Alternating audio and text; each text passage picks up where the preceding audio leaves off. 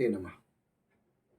मैं आचार्य राजकुमार मिश्र, आपका ज्योतिषीय सलाहकार एवं मार्गदर्शक, पुनः उपस्थित हूँ आपके अपने इस चैनल लाइव विद एस्ट्रो गुरुजी में।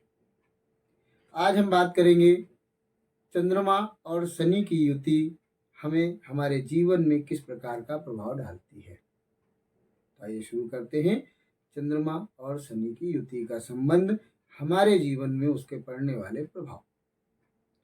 जैसा कि हम सभी जानते हैं, पहले दो चीजें, चंद्रमा मन का कारक है, विचारों का कारक है, हमारे आस पड़ोस का कारक है, हमारी माता का कारक है, हमारे सुखों का कारक है।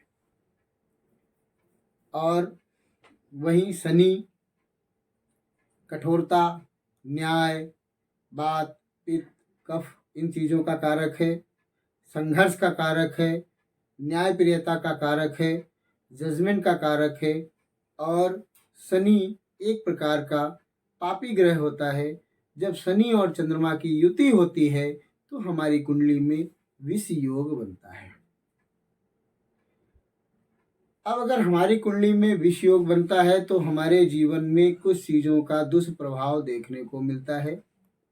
एक, हम बहुत तेजी से किसी काम को करते हैं, 90% 95% तक सफलता के मुहाने पर पहुंचकर फिर अचानक से धड़ाम गिर जाते हैं और जहां से चले थे वहां खड़े हो जाते हैं। समाज में बार बार हमको अपमानित होना पड़ता है, हमारी मानसिक स्थिति बिगड़ती रहती है, हमारे सास ससुर से संबंध खराब होते हैं, हमारी माता को पीड़ा रहती है। और अगर चंद्रमा और शनि का संबंध चतुर्थ भाव में बन गया है तो कई बार, या धर्म भाव में बन गया है तो यह भी देखा गया है, ऐसे जातक को पिता के सुखों में कमी प्राप्त होती है। कई बार यह भी देखा गया है कि ऐसे लोग जीवन में कठिनाइयों, अपमान आदि का देखते देखते, बर्दाश्त करते करते कभी कभी मानसिक रूप से बहुत पीड़ित हो जाते हैं, मानसिक रोगी हो जाते हैं, या कभी कभी इनका मानसिक स्तर इतना खराब हो जाता है कि आत्महत्या तक कर लेते हैं। जिनकी कुंडली में चंद्रमा और शनि की युति होती है, ऐसे लोग प्रायः अक्सर उनके साथ दुर्घटना, एक्सीडेंट के योग बने रहते हैं। ऐसे लोग किसी भी एक कार्य में लग करके सफलता प्राप्त नहीं कर पाते हैं, समय समय पर उनके काम बदलते रहते हैं या उनके विचारों में भिन्नता बनी रहती है,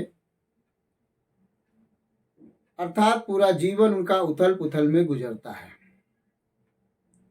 लेकिन अब यहाँ पर कुछ पॉजिटिव पहलू भी हैं जिनको हमें देखना चाहिए।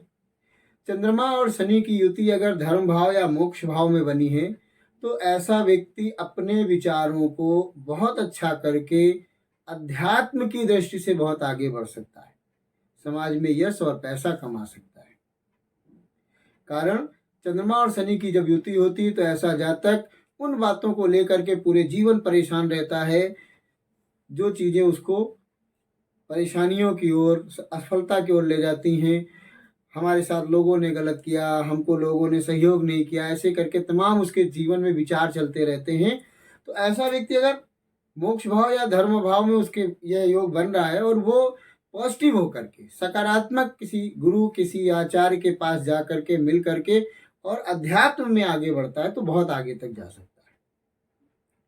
लेकिन प्रायः यह देखा गया है कि ऐसे लोग नकारात्मक सोच से ज़्यादा प्रभावित रहते हैं और ऐसे लोग नशे की ओर बढ़ जाते हैं, अपने परिवार का, समाज का में अपनी प्रतिष्ठा दांव पर लगा देते हैं और अपने जीवन को यूं ही व्यर्थ में गुजार देते हैं।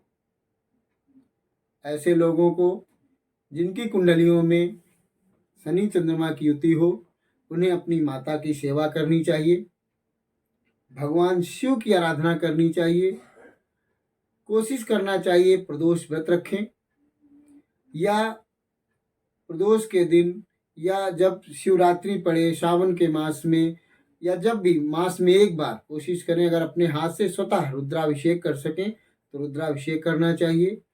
और ऐसे जातकों को कोशिश करके नौकरी करनी चाहिए, व्यापार करने से बचना चाहिए।